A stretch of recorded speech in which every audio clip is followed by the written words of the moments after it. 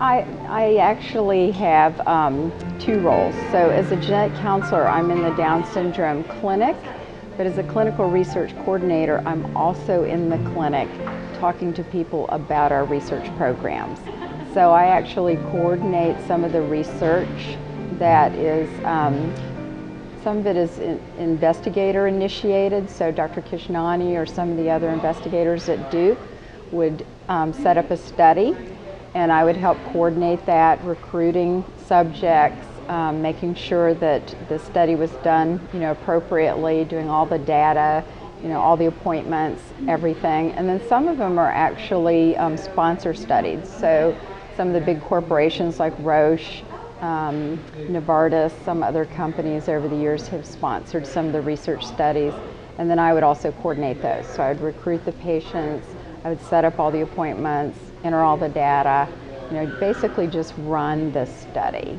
And it's easy to do that because I'm in the Down syndrome clinic, and so I'm there as a genetic counselor, but I'm also there as a coordinator, so I'm meeting everybody in the clinic, and so I get the opportunity to tell them about the research that I'm involved with while I'm there. So it actually works out really, it's a nice combination to be able to do that. So the counseling is Blythe Chrisman, who is our clinic coordinator. She's also a genetic counselor, and we actually went to the same master's program, which specialized in a master's in genetic counseling. And so we work with families that have genetic diseases, hereditary diseases. Down syndrome happens to be hereditary, not hereditary, but it's chromosomal, so it's genetic. And so we work with those families. So as a genetic counselor, we meet the families in the Down syndrome clinic. The Down syndrome clinic is a specialty clinic. As a genetic counselor, we might be in a general genetics clinic, we might be in other specialty clinics, but the thing that they have in common is that we're looking at genetic diseases. The way I view it is that, it's kind of a partnership here at Duke. Duke has a lot of research. We have families that come specifically to the clinic because they are interested in research.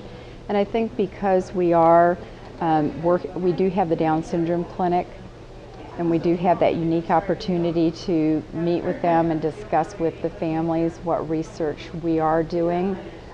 We give it a little bit more of a personal feel for them. So they're not just coming to Duke, the research center.